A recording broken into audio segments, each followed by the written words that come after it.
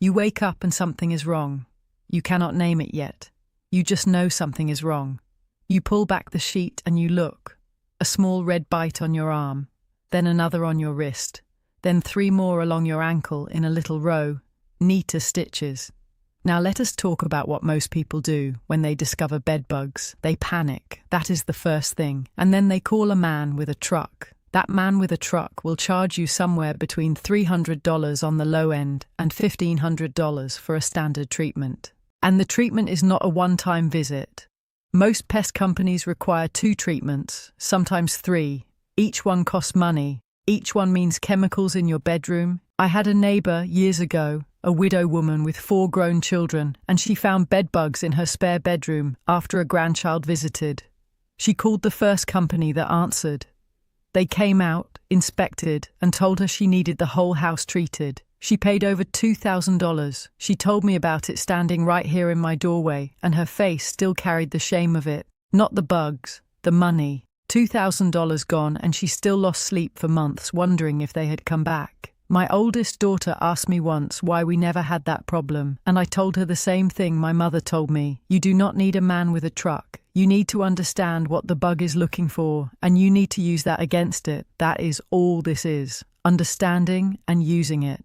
You realize you already have everything you need to beat it. It is already in your kitchen. It costs almost nothing, and it has been working since long before any pest company ever put a truck on the road. Let me show you. My name is Hannah Stoltz. I am Amish, and I have kept house in Holmes County, Ohio for nearly 40 years. I have raised 7 children in this house. I have never called a pest company. I have never bought a commercial bed bug trap. I have never paid for an inspection or a treatment or a follow-up visit. Not once in 40 years. What I have done is kept a clean house, and I have used the knowledge that was passed to me by my mother, who learned from her mother, who brought it from a long line of women who could not afford to be ignorant about the things that lived in their homes. People write to me about all kinds of things, old remedies, old methods, things their grandmothers did that they are starting to wonder about again.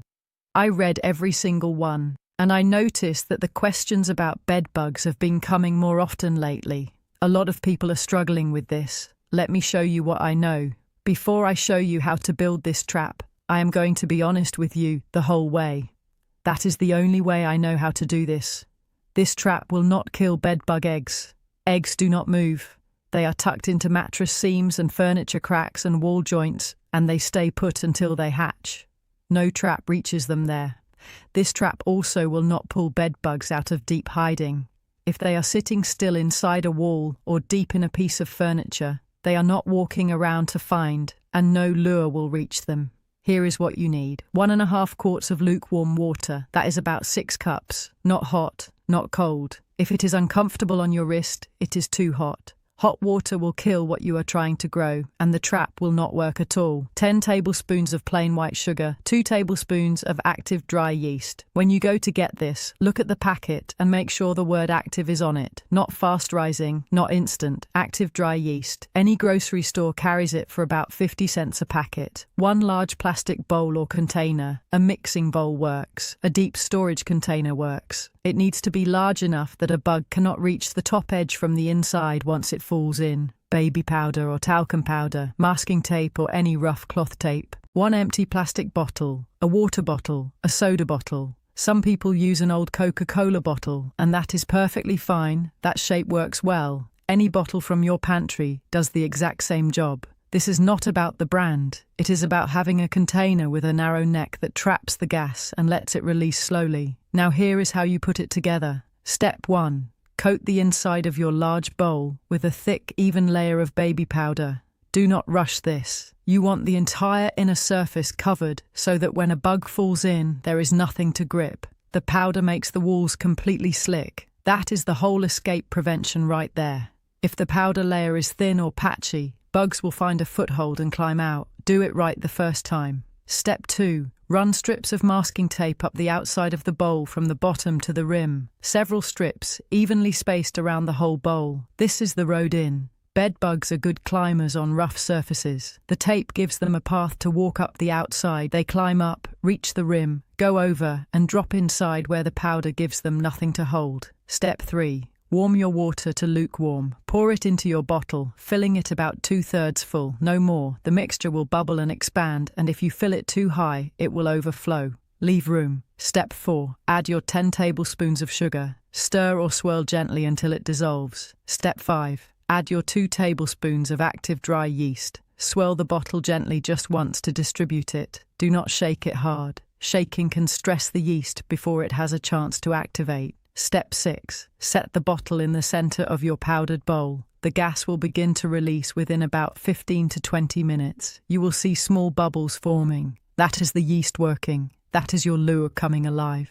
Step 7. Place the whole setup near the legs of your bed or along the baseboard in the room where you suspect activity. Leave the room.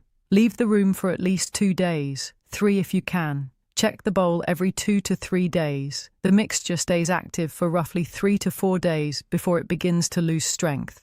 At that point, rinse the bottle, make a fresh batch, and reset the trap. When you do find bugs in the bowl, do not touch them with bare hands. Empty the bowl into boiling water or seal everything in a bag and dispose of it. Let me tell you why this works, because once you understand it, you will never go back to wondering whether it is real. Bed bugs do not find you by sight. What they follow is the carbon dioxide that your body releases when you breathe. What this trap does is produce the same gas, carbon dioxide, through the natural process of fermentation. When yeast eats sugar in warm water, it breathes out carbon dioxide, the same gas. The bugs follow it, climb the tape, go over the rim looking for the body they are certain is waiting there, and they fall into the powder instead. Fermentation traps for insects go back centuries in this part of the world. Amish and Mennonite households in Holmes County and Lancaster County, Pennsylvania, used fermenting sugar water to trap flies and gnats long before anyone sold a product to do the job. The pitfall design, smooth walls, and slippery powder appears in farm journals from the 1800s. My people have known this in one form or another as long as anyone can remember. The university study simply put numbers to what the women in these communities already knew in their hands. I want to say something before we go further. The letters and messages I receive mean more than I can say. A woman wrote to me not long ago about her mother, who kept a similar trap in the cellar every summer without fail, and how she had forgotten about it until she read one of my pieces and the memory came back to her all at once. A man wrote in just recently saying he had tried one of my methods the week before and came back to tell me what he found. Those conversations are the whole reason I keep doing this. I read every single one. Now I need to tell you something, and I'm going to say it plainly. The pest control industry in this country earns billions of dollars every year. Billions. And a significant portion of that money comes from bed bug treatments alone. Professional extermination runs between $300 and $1,500 for a standard job. Monitoring devices sold in hardware stores run between $20 and $40 for a set, and those devices are nothing more than a plain bowl with smooth sides. No lure, no carbon dioxide, just a bowl sitting on the floor hoping a bug wanders in by chance. Now you know what a bowl with a proper lure can do. Nearly 3 times more effective than those plain commercial monitors, and you know what this homemade trap costs. About $1, less than $1 if you have the powder and tape already in the house. What I will say is this: the women who built this country did not have a pest company on call. They did not have a store full of products with 1 use per bottle. They had knowledge that was passed woman to woman, neighbor to neighbor, grandmother to grandchild, across generations and across the Atlantic, and into the kitchens and cellars of every working household in places like Holmes County. That knowledge kept those households running. It kept children safe from chemicals. It kept money in the family where money was scarce and carefully counted. There is no money in telling you what I am telling you today. I am not selling anything. I am not being paid to recommend any product. This method costs almost nothing, and the information is freely given. That is exactly why it has been kept alive in communities like mine for 150 years, while the rest of the world was being slowly talked into believing you needed a professional to solve every problem in your own home. You do not. You have a kitchen. You have sugar and yeast. You have a bottle and a bowl. You have baby powder. And now you have the knowledge. That is enough. Have you dealt with bed bugs before, and what did you try? I want to know what worked and what did not, and how much it cost you. Your experience matters, and it will help someone else reading these words who is in the middle of that same situation right now. And I want to ask you this. Did your grandmother or your mother keep any old method for pests in the house? Something you grew up watching that you have not thought about in years?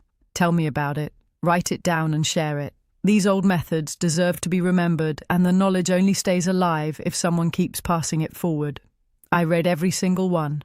Next time, I am going to show you what my mother kept in a small jar on the cellar shelf that she used on every surface in this kitchen for as long as I can remember. It costs almost nothing, it cleans everything, and it never once put a chemical smell into the air where her children were eating and sleeping. You will want to see this one. Stay close so you do not miss it.